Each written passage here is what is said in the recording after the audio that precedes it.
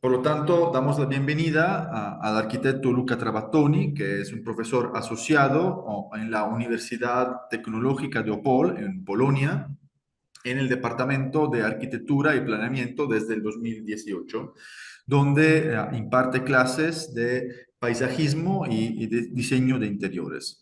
También es profesor a contrato del Politécnico de Milán, en su sede de la Universidad de Pavía y la Facultad de Ingeniería y Arquitectura de la NABA, la New Academy of Fine Arts en Milán. También es cofundador de la oficina ARCO, Arquitectura y Cooperación, que estudia, digamos, tiene el enfoque sobre el desarrollo sostenible en la realización de diferentes edificios en el mundo. Ha fundado también el Camp Design and Architecture, donde se desarrolla el tema del paisajismo. Arquitecto, es un gusto que haya aceptado mi invitación a estar aquí, para estar aquí con nosotros, que viene a raíz pues, de haber leído, ¿no? Y estudiado este libro que creo que es muy interesante sobre el habitar incerto. Por lo tanto, architetto, le cedo la palabra y cedo la parola affinché possa realizzare la sua lezione magistrale. Muchas gracias. Muchas gracias para su invitación. Lo siento no poder hablar en español toda la conferencia, pero mi español no es tan bueno, así que voy a empezar así, pero voy a hablar en inglés. Espero que no sea un problema. No, no lo Y es. lo siento no verle, porque así sigue siendo misterioso, pero bueno, ya tenemos otra oportunidad. So, tengo que compartir el vídeo. Sí, por favor. Grazie. De la presentación, sí. Sí, perfetto. Perfecto. So thank you very much for this invitation to hold these conferences. Well, today we'll talk about high density residence, the housing blocks, declining the theme of collective spaces. The work I'm showing you is the outcome of the research that began with my doctoral studies, linked to the theme of living and residential dwelling, but today had taken somehow a different direction. But well, at the basis of the research is an important recognition that I think is still very actual, but is the inadequacy of the form of contemporary living compared to the characteristic of the contemporary society. About this point, there's a brief note that I think is necessary.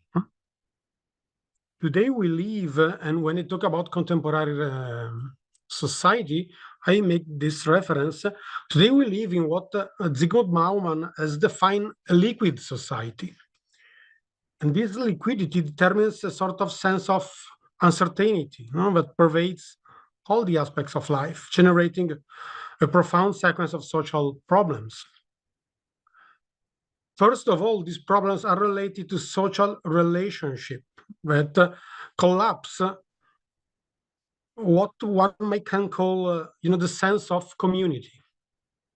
So I don't want to dwell too much on this very interesting question, but if we keep and consider all the work of Richard Sennett, for example, or Saskia Sasken, for example, or Guido Martinotti also, what is clear is that this change in the society has brought to the definition of new social figures.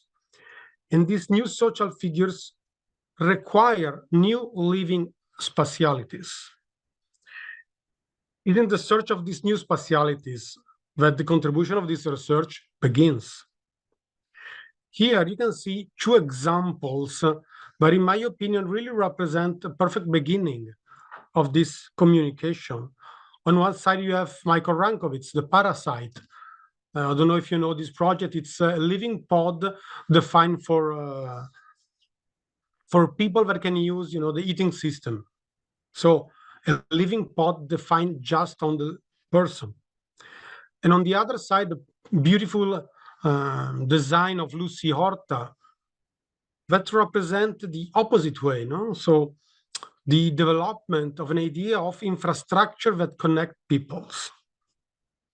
Well, let's begin. If we refer to the urban context, historically, there are two typical housing systems, the high density and the low density.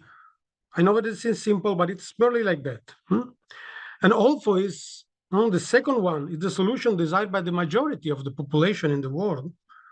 The first one, the high density living system, if considered first of all from a settlement point of view, still remain the most sustainable. For example, for a matter of soil consumption. So if we take a little moment to think about the low density living settlement system, it's not so obvious to think there is the high quality possibility. For example, if we take the Mike Davis beautiful books about Los Angeles, he explained perfectly how the development of this model is generating a sort of residential slum, but is not related to high quality of living. But also in place less, United States, I don't know if you have this kind of small figures, small icons also there. This kind of living system really refer to a sort of traditional characterization of the term home. There's a nice book of an Italian architect called Raul Pantaleo that explains how the presence of this, the garden dwarf, or this kind of icon, small idols, really remind to an idea of vernacular. Sort of vernacular dimension that somehow bring with himself an idea of quality. But the fact is that this quality is not certain at all. So, for example, if we take an extreme, of course, version of this way of approach, but it's at the same time related to my actual field of research, the one of the tourism and the landscape and all that kind of things. But if we take this kind of examples, I don't know if you know that, the mobile home parks, this way of living are very common, for example, in the United States. And they are also quite famous because of the lack of quality of the settlement. So there's just the development of the units. And as you can see there, an accumulation of units, missing, of course, the potential in developing the space of connection. Clearly, in countries where the open space are not so generous as in the United States, the effective solution for hosting a large number of people remain the residential block. Also in this case, of course, we have different kind of quality, but let's take a look to the system. And the problem is that it's important to shift the approach to the residential block from a quantity approach to a quality approach. The quantitative approach means really the accumulation of units without minding about the quality of the spacing between the units. And to shift to the quality approach, it's important to give a different kind of look to change our mind setting in relation to this kind of residential living. So to help in this changing, I keep in my mind, and I like to show to you these two non-architectural in a way and literature example, sorry. But I think it's nice and very important. Maybe you know them. One is quite famous, is a book from Georges Perec, the French writer, calls Life in Structure of Use, La Vie Mode d'Emploi. But show, it's a novel, of course, but it's show in a very mathematical way how the building, the residential block, it's a composition of lives of people. And the other examples that you can see there is the Chris Ware graphic novel called Building Stories. Both these artistical works show how it's important to think about the residential block not as an accumulation of spaces, but as a sum of stories of people that move, that can connect to each other, that can create relations.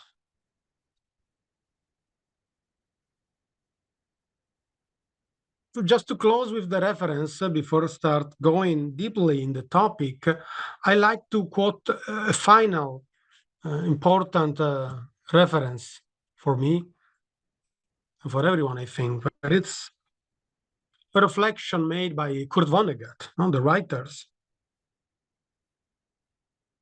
Vonnegut was a brilliant satirical science fiction writer. I don't know if you have read some of his books, are beautiful, in my opinion.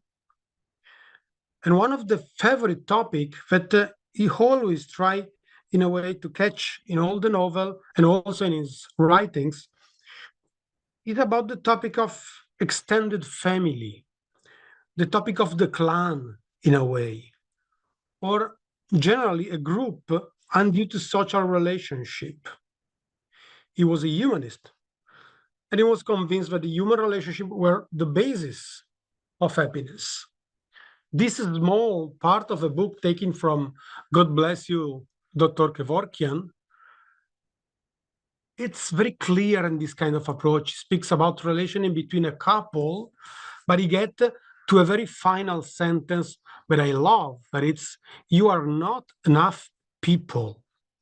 But it's something that I keep in my mind, and you have to keep in your mind during my lecture. Well, to answer with the Vonnegut's optimism, in a way, to the Bauman's dramatical analysis from an architectural point of view, because finally, this is what we are, we need to find a different living dimension. In a way, try to overcome the traditional division in between private and public. And the proposal is that this dimension could be found in the collective. Well, what is the collective? Why I don't use the word common? If you study a bit of urban sociology, and if you are lucky, and it happens to have some, urban sociologist friends, you will get a mantra that say that architects cannot build communities. And I think it's very true. Building a community is a very complex process. I mean, when we talk about a community, we talk about a deep system of relationship. I prefer the term collective. The term collective is very well used by Marcus Steinbeck, but it's a philosopher. He said that a collective is a community without a community. It's a relational group that do not require emotional condition, but only opportunities. If you think about the actual use of the living dwelling situation of the apartment, at least I can bring you the experience of the Europe situation.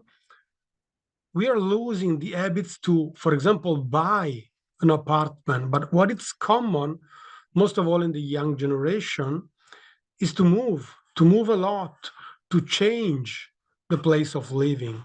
And so that idea of community can be very hard.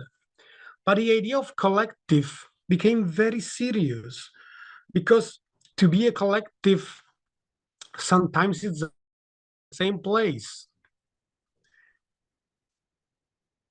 So the answer of this communication, the answer that I search in the book that you can read, is exactly about this collective. So what is the place for this kind of collective?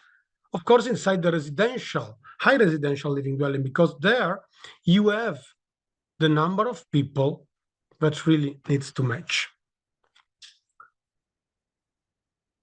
Of course, there are some historical precedents that I'd like to show you, but we don't have so much time. So I prefer to focus on some contemporary project and just show you briefly some historical precedents. For one reason, I mean, here you can see some spot, some shot of some projects now from the Tulu of the Chinese Fujian region, or the constructivism Narconfin buildings. You can recognize probably the Le Corbusier building or the Offe in Vienna, and also the Utopian building of Fourier. All these buildings find and propose a solution in some very interesting way. They are very nice to develop that projects, starting from the very historical one. I think that the Tolu one, the Chinese, is the oldest one, but getting to some experimental project of the 60s and 70s, there you can see the famous Robin Hood Garden by the Smithson, that has been demolished not so far ago. And also another amazing building where it's in Italy, it's called Il Corviale, where it's a residential building in Rome, but it's long 1 kilometer. All these examples have this kind of collective spaces, this kind of spaces that are not exactly residential and not exactly outside the residential, where in general people can meet, can do something or not. It depends. I mean, in the Tulu, this has been most of the time a huge kitchen, for example, a laundry, sometimes a place for like kindergarten, something like that. In the Hofe also, this is a very complex a mixture of function. But if you take, for example, the Narcon theme, where it's one of the most famous communist buildings, where, the idea of the architecture was to build the space for the society. Well, there, these collective spaces are just empty space. So if you take the book, you can go deeply inside this project. Now, I just give you this overview about them, just to show you my starting point, taking some main examples and try to understand which are the potential of this kind of development. In this main reflection, this first part of the research has brought me to make a first, let's say, categorization, some role that the collective space had inside the relation between building and city, so private and public. So the collective space is something inside the building, something exactly in the middle, something as a hinge, something clearly as a property of it, but also something as a meeting place. Well, here you can see clearly the green part is the collective space, and the gray one, all the other parts. This first view about historical examples brought me to make a sort of clear division, forcefully clear in a way, but try to understand what could be the starting point. Try to divide in that sense some collective space that we can call pure. I don't love this term, but it's clear. Those spaces that are uniquely linked to the residential block, and some other spaces that are hybrid. So this space's function or position is an intermediary between the residential block and the public space. Of course, this categorization is not satisfying at all, because it do not show us what is very important. So what could become some design strategy to approach the collective spaces? So For finding these strategies, I analyzed some case studies. Of course, making again a very small premise, because when we talk about a multifamily building, a residential block, as you can call it, it's important to remind that there are several ways to approaching it. And this several way, of course, they can be overlap. They are not, alternative one to the other. So we have to keep in our mind this different field of research that still remain important in a multifamily building. The one about the typologies, the one about the role of the connection. And at the side of these two elements that are the common part of a residential building, so housing unit, system of connection, we can add the collective spaces. Just to be clear, but I know that it's clear for everyone, when I talk about typology, I talk about the typology of the apartment. This, on one side, could seem, a formal approach, but on the other side, this means thinking about different kind of people. So there are some nice experiments, for example, in Barcelona, where they join together elderly people and students. So finding different kind of apartment. So to obtain higher quality, of course, of the living condition of everyone. And when I talk about the connective space, well, this is an important topic that, of course, will be taken again in all the reflection about the collective space, strictly, because they are, in a way, collective spaces. But the fact is that they are very functional. Well, there's an interesting studio by a Dutch architect and researcher called Dick van Gameren that reflect about the role of these spaces and try to understand if it's possible to push, in a way, the dimension, the position of them, so to transform them in something more than just a functional approach. Well, if we talk about collective spaces, that is the topic of this communication, this research will analyze these kind of spaces, thinking about three main field of research, three main topics. The articulation, of course, that means the relationship with the residential complex and consequently with its connection system, the one that I see before.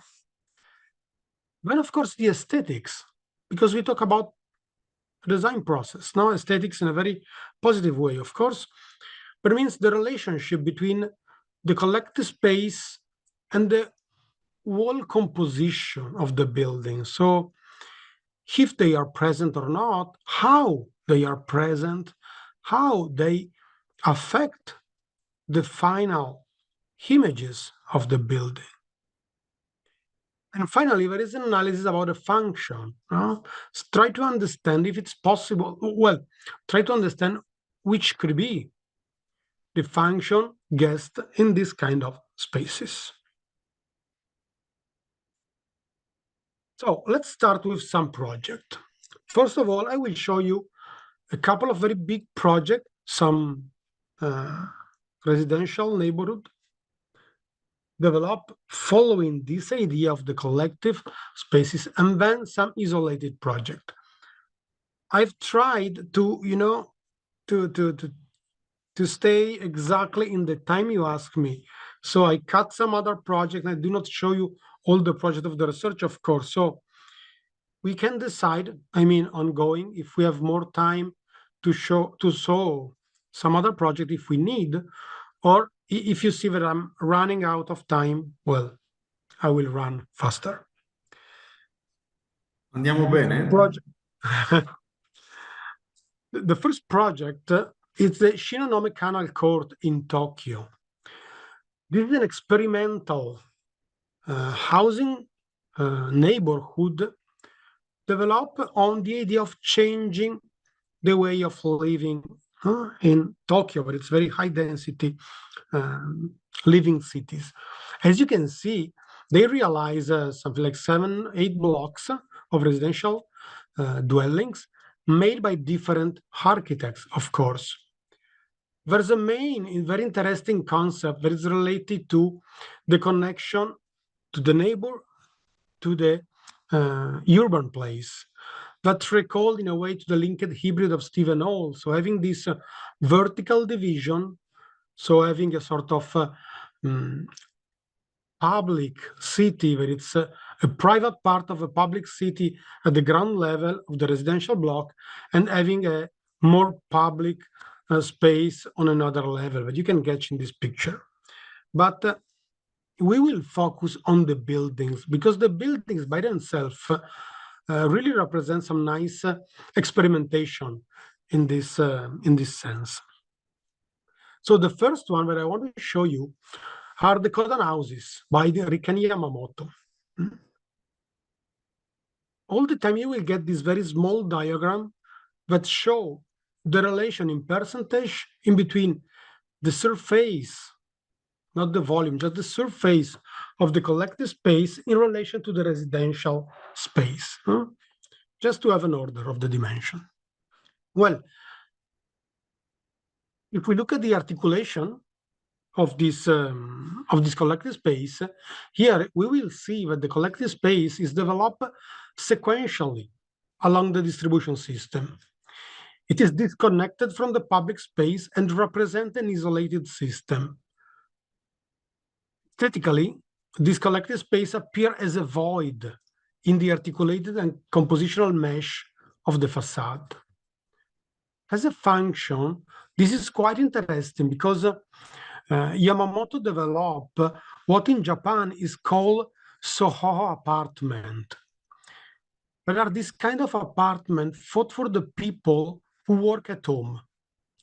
And so the collective space are thought as a workspace and as an extension of the domestical space.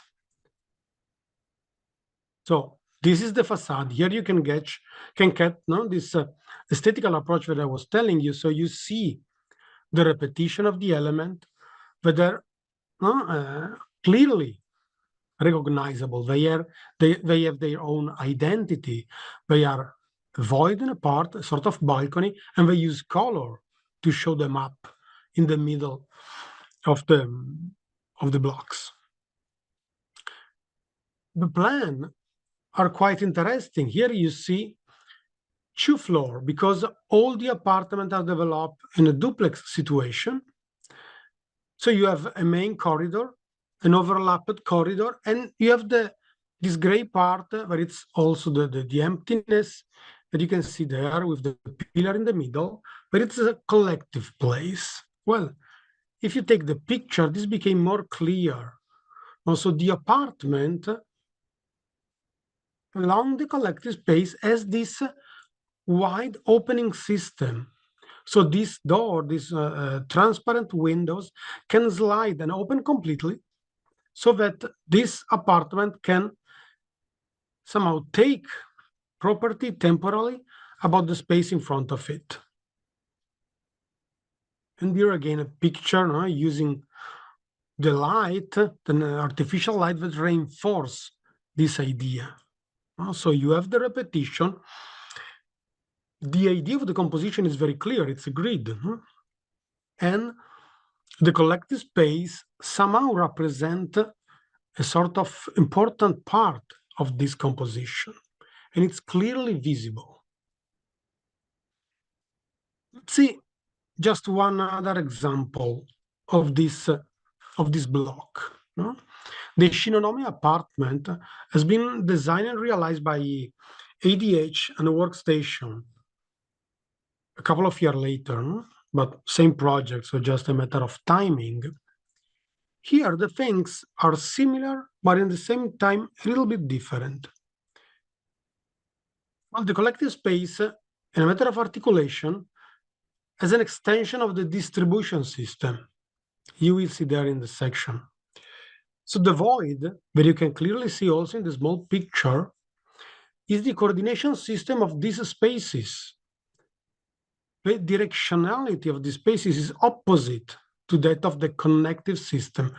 This building has a corridor in the middle, but it's a very unique corridor because it's a unique space that has the same height of the building. But it means that aesthetically, this collective space became unique. No? Presents itself as a unique variation in the regular composition of the facade, even having different dimension. So what is the function? What are the functions? Of course, there's a sort of panoramic point as a collective, as a meeting place, but then there is a technical, very interesting function, because this collective place allow to the use of the ventilation, the natural ventilation system. So here is again the facade. You can get clearly the presence of this emptiness, not like something that has been cut out from the facade and show something inside. And here again. But what is more interesting is the section. In this section, you can clearly appreciate the role of this element that became somehow a technical solution. No? This corridor, corridor that you see in the middle, it's the main distribution system. Of course, this could bring, to a very unpleasant situation. So to have some apartment that has just one side with the openings. Generating this system of ventilation using this wide, big space, now this can really help in the quality of living system of the internal units. And of course, also giving a new quality to the whole building and a new identity to the new building. Let's change country and culture. And I want to show you another very important project about this topic, quite recent, the Unziker Areal in Zurich. Here the things are very different. So let me give a small premise. Most of the projects that I found, and somehow also most of the time that I thought and I speak about this kind of topic, the immediate reference link is to what we call popular housing or social housing. The social housing in Italy have different degree, different shades, but mostly in Europe means an housing dwelling where the cost of the apartment is reduced, is controlled by the government. The example, for example, the Codan houses is exactly like that. The Unziker Areal is a little bit different, maybe because in Swiss they don't have that kind of problem, and also because they have a different kind of culture. So it is a cooperative housing dwelling. That means that the system, it's a little bit different. It's not a matter of money. The apartments are not cheaper than the other apartment of Zurich. It's a matter of became part of the cooperative, be an associate of the cooperative, and so can access to that apartment, and of course, not buy, but just rent the apartment. No, it's not possible to have a sort of very private property because the property is shared.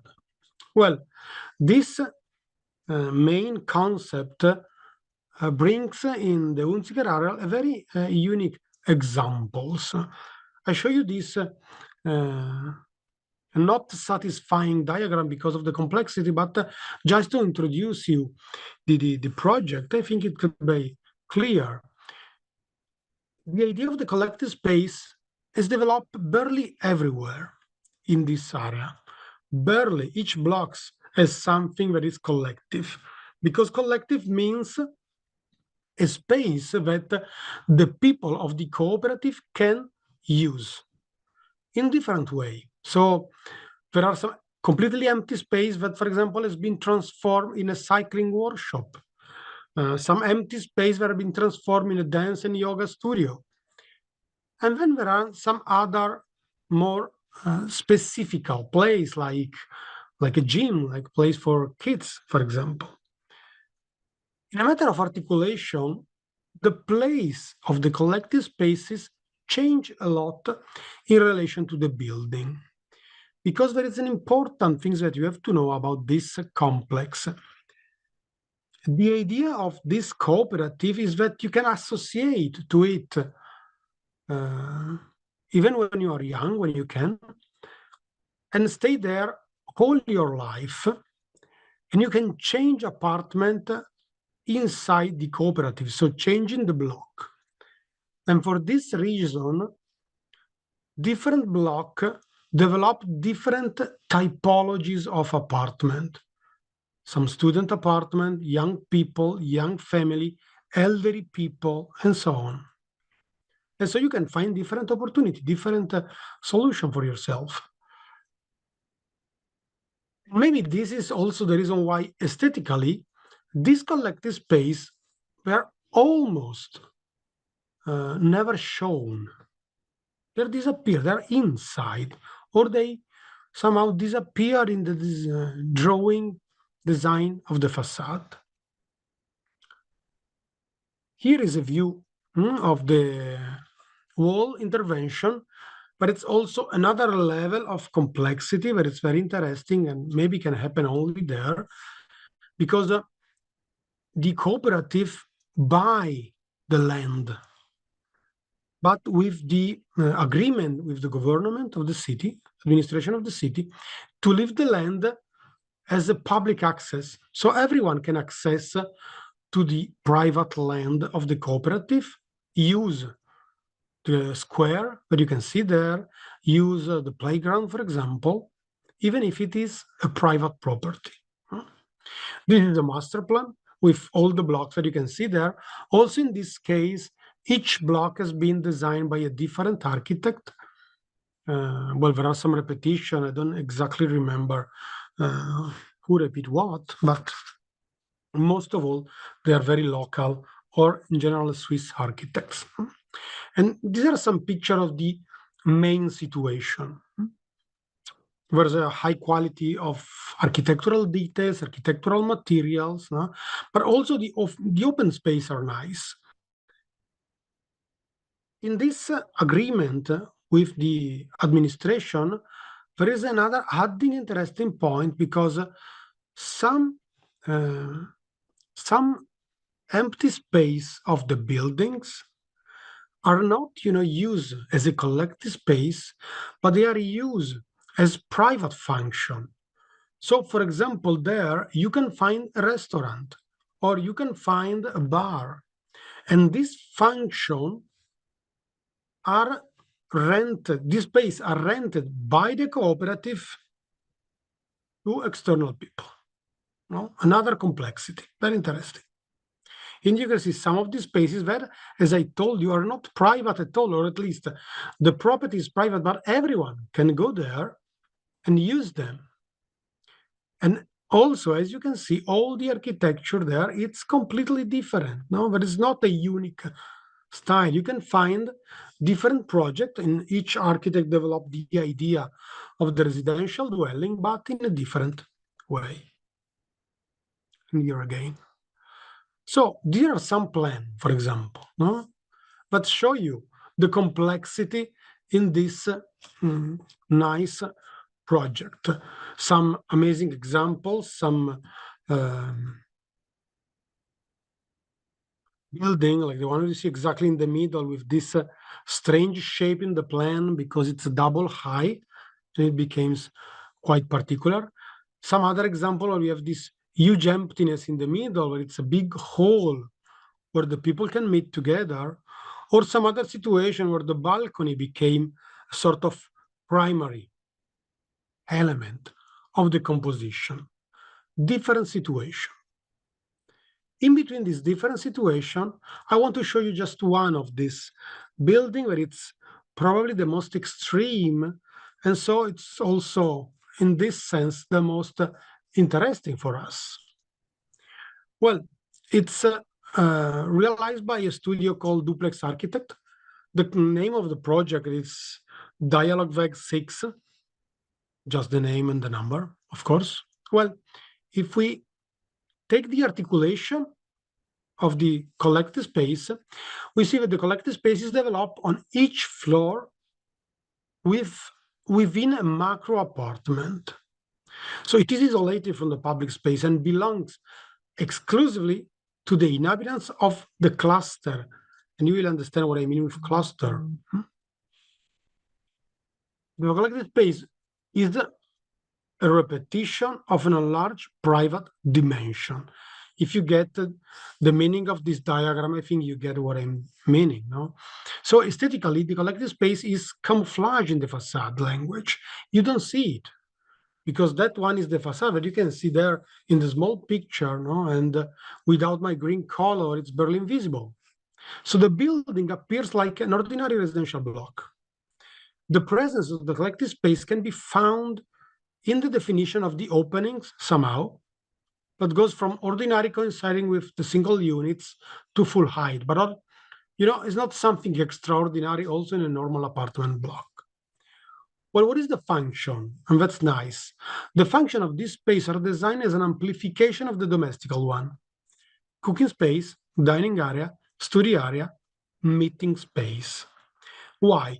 Because these apartments are thought to be to host young people or elderly people. And this mixture of person generates a different needs of function. So let's see one plan, the example plan, one of the floors, sorry. Here you can easily get what I was talking about. What you can see inside the black lines are the small apartment, barely independent, with a small toilet, a room, and a small kitchenette. Each apartment, it's isolated by itself, but all the other needing places are outside of it, in a place where it's exactly in between the apartment, the blue one there. And here you can see some picture. There is the main entrance, because, I'm sorry, I go back just a little bit. As you can see here, this floor is divided in two, I call them cluster. Two cluster of apartment that share some collective space. So this is the main hall, and then you can go inside this cluster, where the yellow color represent exactly this collective place where you can have a big table, you can have a meeting room, you can have a living room also.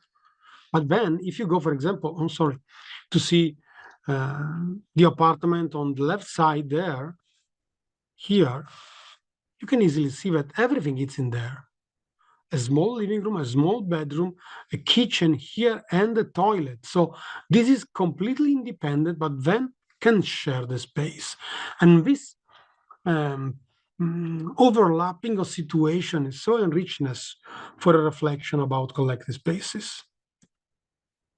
And here you can see some picture of the inside, very Swiss in a way, very clean, but also very, very interesting there. So here, for example, it's a sort of living place where you can have a projector, and so using for live things. Well, now, clearly this picture, very nice, and you can have different kind of sitting place to other different kind of people. But you can also have, as you see in this picture, a common kitchen. No? So the idea is exactly that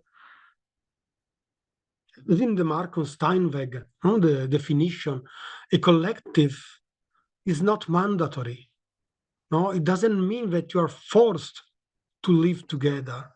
as always, where often happens in a community.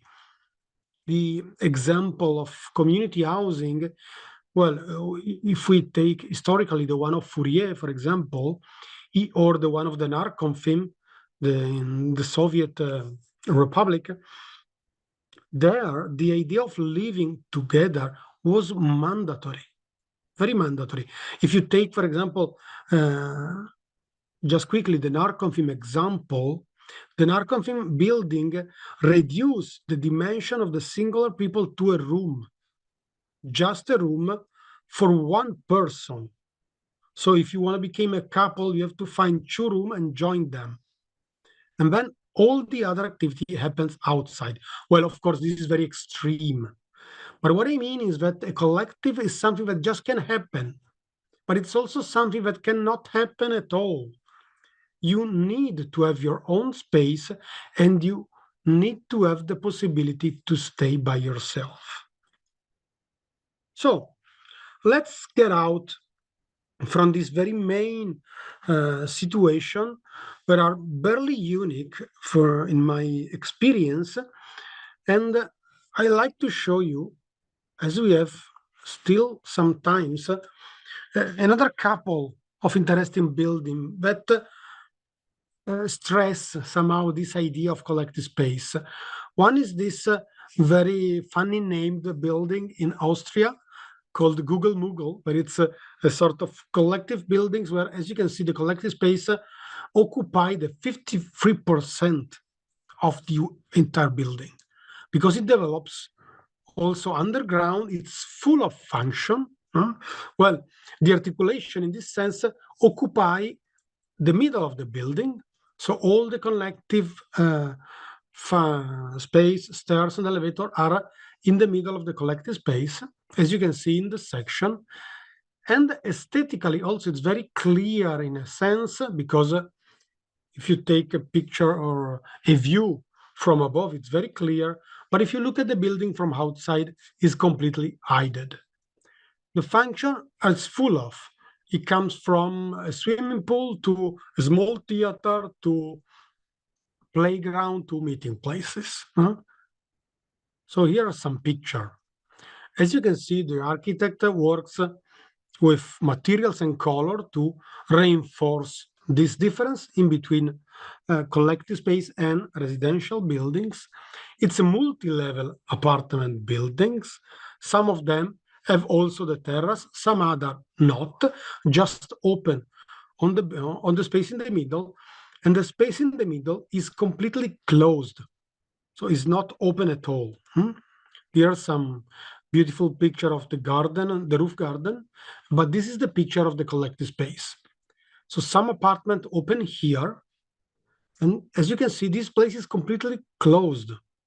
It's a sort of huge winter garden, so we can also imagine a function related to, climatization of the building.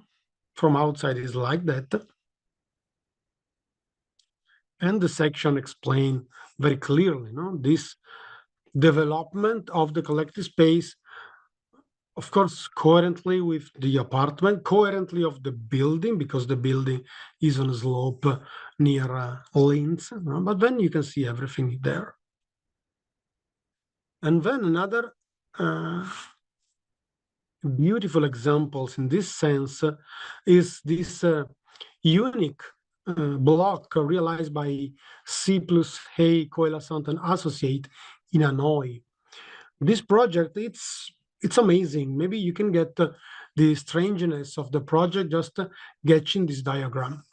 There's a lot of collective space, and the idea of the architect is somehow to take, this messy situation of a barely informal development, but with vertical development. So this system of blocks that grow vertically, generating as part of town. That's very interesting. So the collective space accompanies the organization of the living spaces. without ever projecting itself into a urban dimension, because it's sort of private urban dimension. So the collective dimension appears in this project as a complementary function to the residential one, developing along the entire distribution path and integrating private open spaces. These spaces acquire an intrinsic directional projected vertically toward the skies. This is very nice of this project, because by the outside, aesthetically, the collective space doesn't exist. It's a wall, like you see there. This green surface that I paint there, but it's not green, of course, in the reality, is completely white, but it's the wall, and this wall closed part of the apartment, but also all the collective space. And this choice is very related to the local weather, because in Hanoi, it's a huge humidity and hot weather, of course. So this collective space that are completely open, so exactly the opposite of the Google example. This open spaces completely shadowed are perfect to improve the quality of that residential unit. So here are some other pictures that show the development of the apartment, the idea of the building in relation to the other part of the Hanoi. So you understand how, or at least why they arrived to that final solution. Of course, what is very interesting in looking at this project, at the side of the final results, but it's very interesting for me, very high quality, in my opinion. It's of course the section, and we will get to there. So it's a very narrow building. It's a unique building, even if it seems a small town. The two long sides are completely blinded, and then you have these interesting openings where all the apartments are closed with a bristle system, shadowing system, and when you see the emptiness are the entrance and the collective spaces. Of course, the collective spaces in this case, again, include the connective spaces. So here you see a model that shows the section and the interesting in this section. And these are the most interesting diagram, in my opinion, of this project. Very clear, very understand the use of the natural ventilation, the use, the answer, to the local weather in a matter of irradiation, in a matter of ventilation, to get this sort of private part of town. Here, sorry for the definition, but these are the two plans, two of the several plans, of course, where the gray part are the emptiness, so the collective space. Of course, these are a picture of the space that I'm talking about. And of course, when you talk about the space, it's not just about surface. It's a space. So it means the perception, the feeling of the space. So all this vertical developing had a huge quality to this sort of very complex and articulated courtyard inside this block. But it's a block of units, not just one house or two houses. And here again, you see some picture. The specific function barely doesn't exist, as you can see from this picture. So they are meeting point. There's a fountain, a sort of external sink, but nothing more than that. You can have, just take your time. But the influence in relation to the qualification of the apartment, it's, on this sense, very effective. And as I told you, the architect managed them as open spaces. There's no protection from the rainy water. For example, you see the people with umbrella that's walking and going home. But even when you go inside the apartment, This picture, I mean, really gives the quality of the apartment in relation to this kind of spaces, no? Because this kind of very private on one side and shared places really allows the architect to open completely this apartment, to have a huge ventilation, and so really answer to the Hanoi weather with beautiful architecture. And this is another picture of it. And here again, well, a picture from the entrance, you can see some people there just meeting, and then all the apartment completely closed on the long side. Well, as the time has run barely, as in my opinion, I just sum up that project and also some other project in a quicker way to get to the conclusion. No? I have analyzed several projects. Here you can see some of them in Copenhagen, in Madrid, in Innsbruck. Each time the role of the collective space change. Most of the time they are open space. Sometimes they double the connective space. Sometimes they are specific function. Of course, the percentage of this space change a lot. Also because one of the topic that I decided not to touch in my research is about the cost of these spaces. Because if the cost of the connective space, or the stairs, the corridor, the elevator is something that it's included in a business plan of an apartment building, well, if we start thinking about, a huge place, it became something that really must be accepted by the people who will buy the apartment. By the way, I think that this development really brings to a change in the mindset thing. Probably the most extreme examples, even if it's a little bit,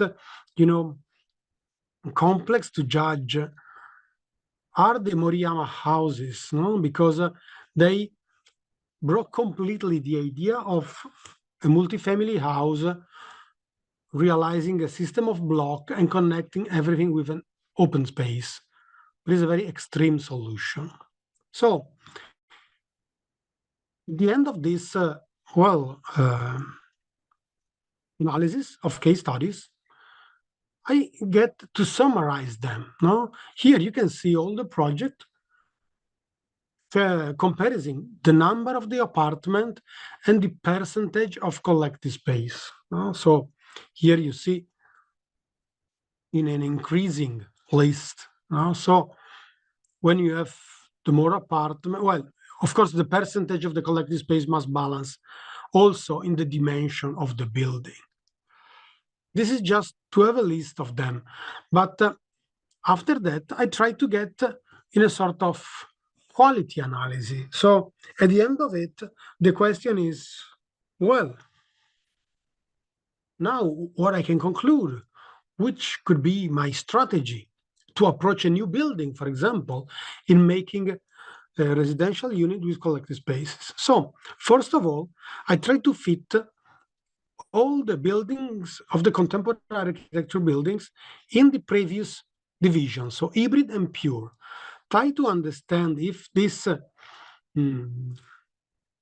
main division could somehow be enough, no, to satisfy the description of the building. But as you can see, I'm sorry if it's in Italian, but I think you can get easily, no? We talk about the position of the building, the internal, external, the connection with the public space, so connected and disconnected, and the matter of the function, so empty or with function. But the conclusion, looking this small table, is that this definition is absolutely not enough to describe or to give an helps to to understand how to proceed to design these kind of spaces. And so I try to make some description of new strategies, no, to get to something that can become really sort of project tools, let me say. So I make this new approach. Now I therefore try to define some real strategy. That, of course, they are not alternatives. I mean, it's not one or the other, but they can overlap. It just helps to understand in a design way what to do with a collective space to get to some result. So the first one is to think about the collective space as a sort of private urbanity of the building. No? So in this case, in addition to being an internal system, the collective space incorporates the connected spaces. No? So the connection spaces. Now, it generates spatiality equivalent to the domestical one, such as large square, for example, large boulevard, which can be equipped or not, and which appears on the outside, at least only probably on the entry point. So like digging something inside your building. Then, of course, the secondary strategy is about thinking the collective space as a sort of boundary between the private and the public dimension. So exactly in the middle. In this case, the space follows the idea of hybrid, no? The one of the historical examples, and becomes a sort of filter space that separates the units and unites, in the same time, the residential block with the urban space. It can be fragmented, like in the Moriyama house. It can be unique, like in other situations, no? But it's clearly, most of the time, an open space. And finally, but of course is not one against the other, but it's exactly in the middle of everything, this collective space can be an element involved in the composition of the building. And in that sense, the collective space became a founding part of the composition, became the character of the building, became somehow an element of identity of it. And so it became clearly visible. So these three strategies allow to give a design weight to this collective spatiality. Of course, the aim somehow is to answer to the Kurt Vonnegut suggestion and to find a place where it's possible to be, how to say, enough people with the word of Vonnegut. And that's all. Thank you.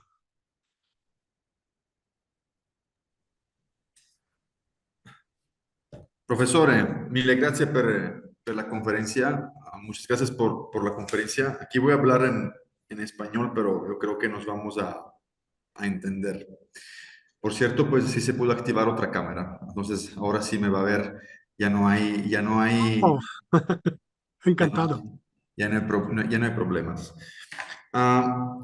Muchísimas gracias por esta grande aportación. Yo creo que un punto muy importante de su estudio y de cómo, digamos, lo explicó, es que, o el interés, por así decirlo, es que podemos estudiar o hemos estudiado la vivienda colectiva a partir de lo que es el espacio de lo colectivo, ¿no? Porque muchas veces, digamos que los proyectos de vivienda colectiva, así por como se entienden, ¿no? Como un simple apilamiento, ¿no? de departamentos, ¿no? O repetición, pues, de módulos, no toman tanto en cuenta esos espacios, ¿no? Los espacios que producen, digamos, colectividad, ¿no? Y que al final están como a la raíz, ¿no? Del mismo sentido, pues, de lo que es, pues, el espacio colectivo y por lo tanto lo de la vivienda colectiva. Creo que ha sido y es un estudio muy interesante de cómo ha conseguido, digamos, clasificar, ¿no? muchísimos ejemplos, ¿no? Un grande catálogo de proyectos a partir de estos espacios. Y como también su estudio, y esto yo lo pude comprobar porque sí leí el libro, digamos, se transforma en estos diagramas tan sintéticos que, digamos, de una cierta forma dan una explicación muy clara y muy precisa del edificio y de cómo estas estrategias que se utilizan en esos edificios luego se pudieran utilizar para la producción de nuevos edificios, ¿no? De nuevas propuestas. También me gustaría agregar otro punto. En el catálogo que usted nos mostró, ¿no? Con los diferentes ejemplos, donde en algunos, digamos, hay más espacios colectivos en términos de área, ¿no? De superficie, en otros hay menos espacio colectivo. Creo que otro punto muy importante que usted tocó es el tema de la gestión. Es decir, hay unos edificios y unas propuestas que pueden tener más espacio colectivo. Creo que era el edificio este del Diálogo Web 6, ¿no? Tenía las unidades y todo el espacio que está entre las unidades es un espacio, pues, de unión, ¿no? Están los sofás, o sea, espacios de encuentro, ¿no? Entonces, claro, eso en el momento que tenemos un edificio que es más como ligado, ¿no? A una teoría, por así decirlo, a una práctica cooperativista, pues claro, es más fácil, digamos, de una cierta forma de poder pensar y construir, ¿no? Menos si el edificio es parte de un proceso económico capitalista de voy a hacer unidades para poderlas, digamos, de una cierta forma vender. Pero, de todas formas, es muy importante poder revisar con usted, ¿no? Todo este gran catálogo, pues, de proyectos, porque al final nos cambian un poco la forma de ver las cosas. No empezar a pensar lo colectivo a partir de la unidad, es decir, de lo construido, ¿no? Sino más bien a partir del vacío, a partir del espacio de relación, a partir del espacio de las posibilidades, ¿no?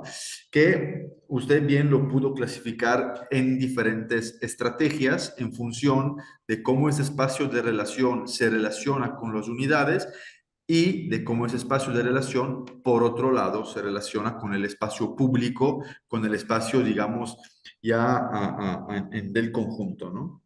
Y para poder cerrar, les agradezco mucho haber presentado a principio de la presentación, valga la redundancia, estas diapositivas, ¿no? De lo que es lo vivir en colectividad, donde se mencionaba, si no me equivoco, aquí lo apunté, eran como dos obras, una de Chris Ware, ¿no? Y la otra creo que era de George Perec, ¿no?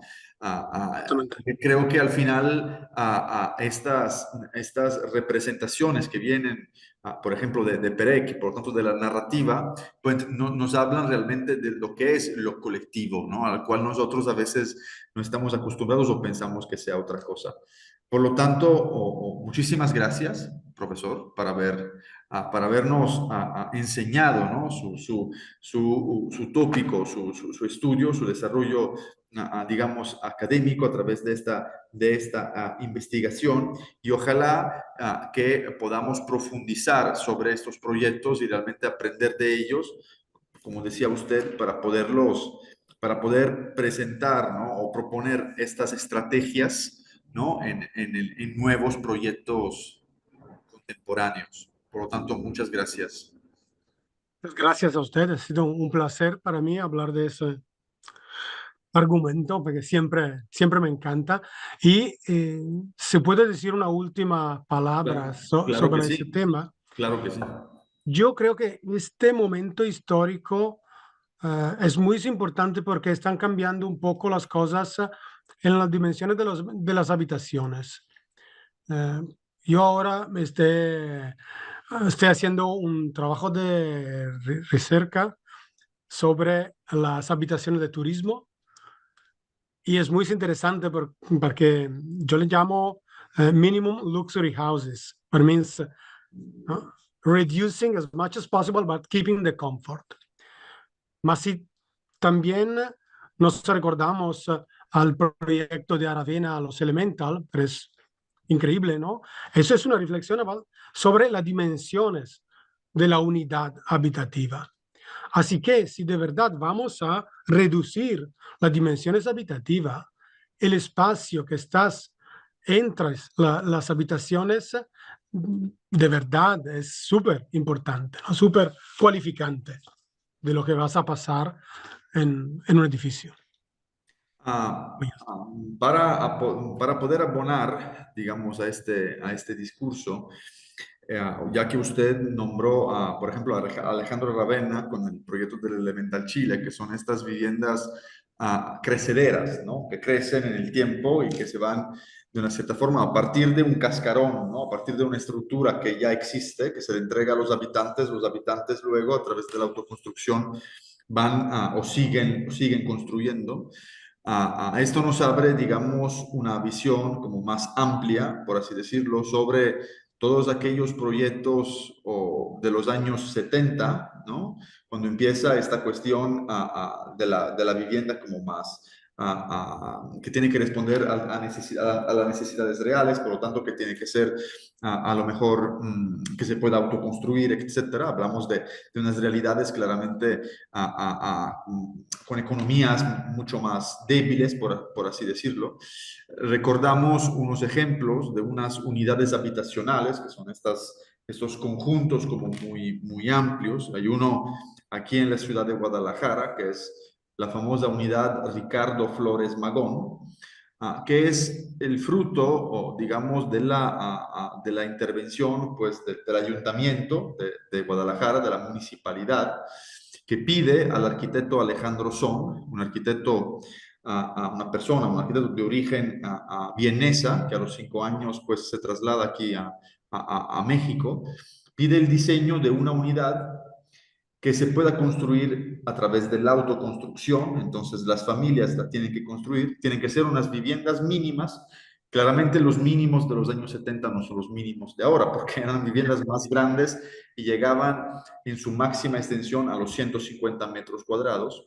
Pero una cuestión muy importante, y es por esto que estoy comentando este tema a raíz de lo que usted comentó, es el cuidado de todos los espacios públicos y semipúblicos que se tenían que construir, ¿no? Estas calles peatonales, las plazas, etcétera, porque de una cierta forma, si bien la vivienda a lo mejor luego no crecía, que sí crecieron, pero pongamos que se quedaban como viviendas mínimas, ¿sí? O si bien la vivienda cambiara su carácter, porque luego con la autoconstrucción, ¿no? Sabemos que cada quien pone su gusto, ¿no? Y las formas cambian y todo, pero el espacio público, ese espacio colectivo, las plazas donde los niños tenían que jugar, ¿no? Donde encontrarse las personas, pues sí tenían que ser generosas y sí tenían que tener este carácter, ¿no? Entonces creo que esta reflexión sobre lo que está a veces afuera, ¿no? de mi propio muro, ¿no?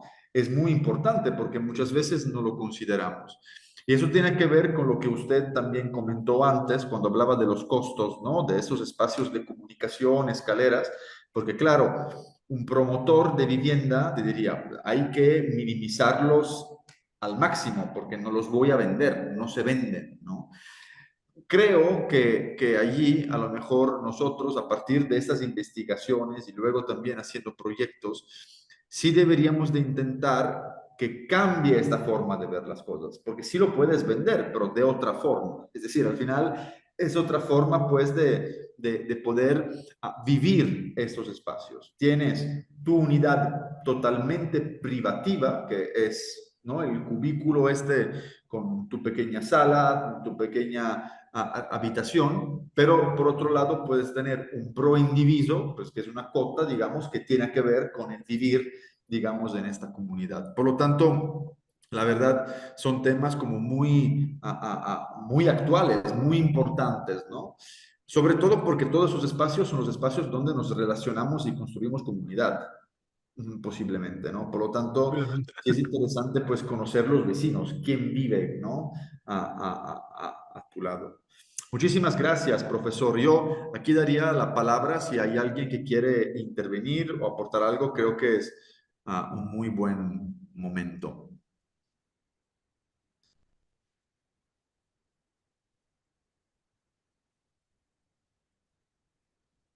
¿Nadie? Bueno, yo nomás, gracias, buena información. Yo creo que me llevó mucho, lo que comentas, que construir una comunidad es complejo, ¿no? Es difícil, pero pues es importante que los espacios que estamos diseñando de alguna manera fomenten, o sea, inintencional o intencional, que suceda esa como comunicación con nosotros, ¿no? Y lo que mencionaba ahorita, que al final de lo de utilizarlos es las escaleras y corredores como espacios de encuentro, yo creo que eso se pierde mucho en proyectos, en desarrollos pues son nomás corredores largos con puertas y te comunican al elevador y listo, ¿no? Entonces, sí yo creo que es importante como potencializar estos espacios para pues darle otra dinámica a los edificios, ¿no? Y a la comunidad, ¿no? ¿no? Y felicidades y pues gracias por compartir. Seguro, yo creo que esos espacios son, como decir, el principio, porque lo hay, porque tiene que haberlo, así que no puede que quitar la escalera o el elevador. Así que puede ser un buen principio y comprender cómo puede ser construido en una manera diferente. Y para la comunidad, seguro, yo, claro que contigo pienso que tenemos que envolver comunidad, pero también sé que no es fácil.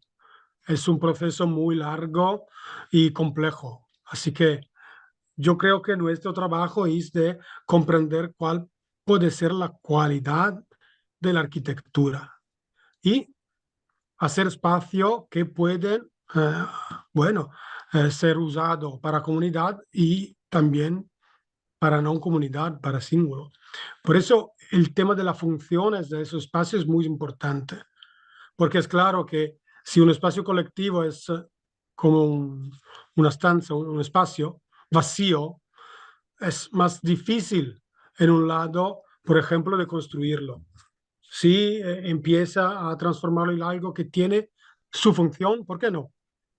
¿No? Y ahora he hablado de Richard Sennett. Richard Sennett habla mucho del hecho que en ese, ¿no? Grande problema de tristeza, una de las respuestas de las personas es de buscar actividades diferentes del trabajo oficial, ¿no? Algo de hacer después del trabajo. Alguien lo llama el garage de Steve Jobs, ¿sabe? Bueno, ¿por qué no? Eso puede ser pensar espacios que son oficinas, ¿no? Oficinas metafóricamente, donde se puede ir, son espacios muy baratos, porque en oficinas puede ser que es fría, por ejemplo, pero la puede utilizar y tienes